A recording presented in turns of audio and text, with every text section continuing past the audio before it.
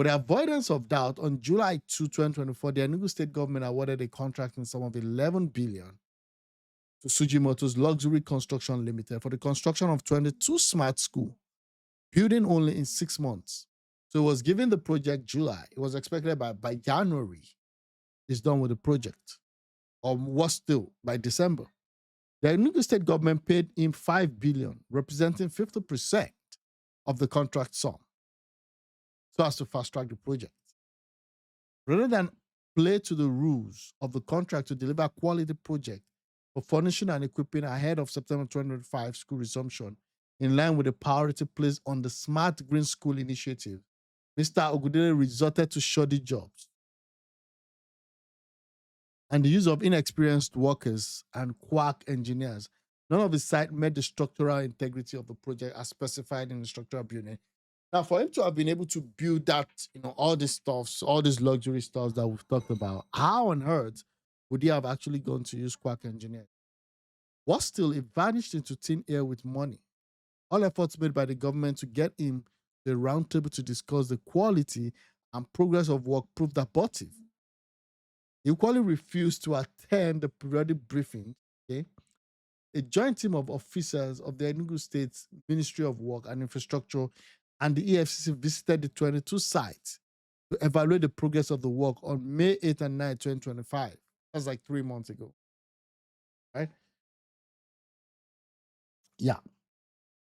Where it was established that there had been minimal to no significant work done at the said site 1 year after the contract award. In some cases, a fraudulent did not do excavation from all the blocks in the site. Wow.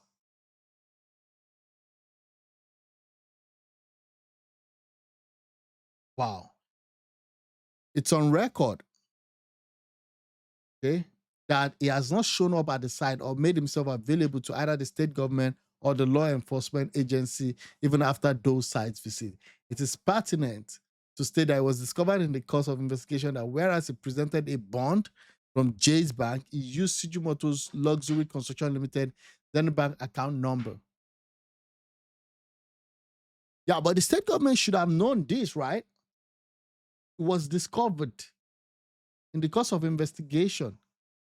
I presented a bond from Jay's Bank, but then used the Zenith Bank account number to receive said payment and draw upon the fund without deploying it to the project. This clearly shows premeditated intent to defraud the state, ab initio. Government has since retaken and handed over the site to a new firm who has no choice than to start the construction afresh. Tremendous progress has been made to keep the determination of the MBA administration to migrate Enugu's children to smart green schools by September on track. So this is September. Have they been able to do that?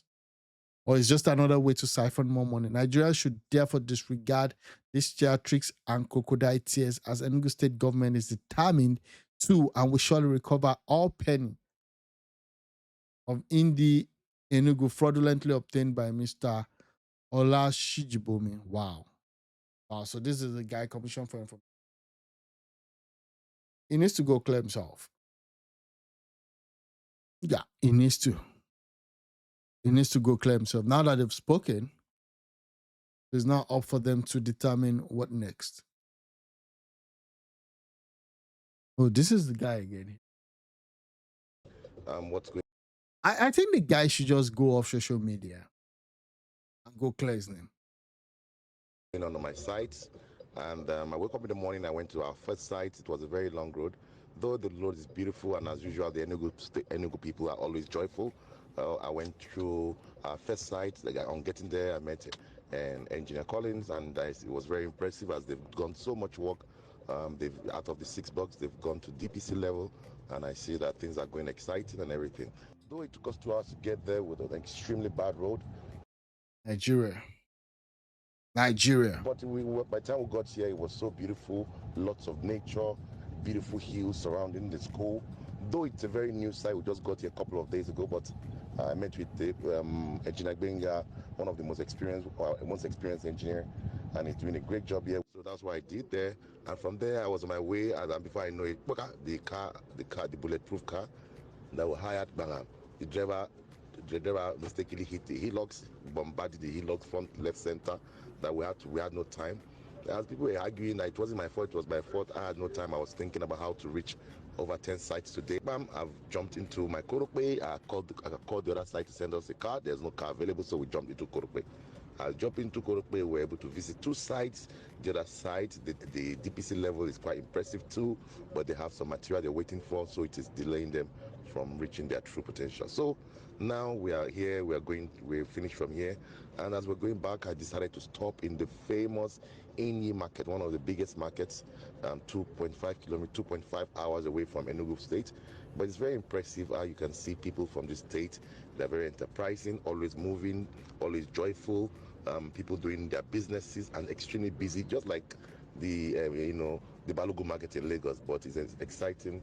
You see the incredible Igbo people. No matter where you find them, in the sun, in the desert, in the villages, they're always looking for opportunities to visit. So I decided to go and buy some water, and boom, before I know it, my other Lexus car is here so that I can jump on and continue my day. Thank you, and this is Sujimoto from Enugu. Okay, so that's it. So he's here now replying. I went to Enugu with nothing but a good heart, the desire to build, to uplift, to leave behind something greater than myself. Even when life tested me with an accident that almost broke me, I stayed, because commitment is not convenient. It is sacrifice. Today I stand before you as not as a perfect man, but as a man of truth.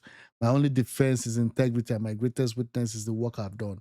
In the end, time will separate noise from truth. Until then, I remain steadfast, because my intentions were pure and my conscience is clear. Again, you have to go tell EFCC that. Yeah. I mean, I don't know where this would lead to, but again, it says, yeah, this is what Enugu state government said, and we'll see what happens. Okay, that's that about that. I'm gonna move on.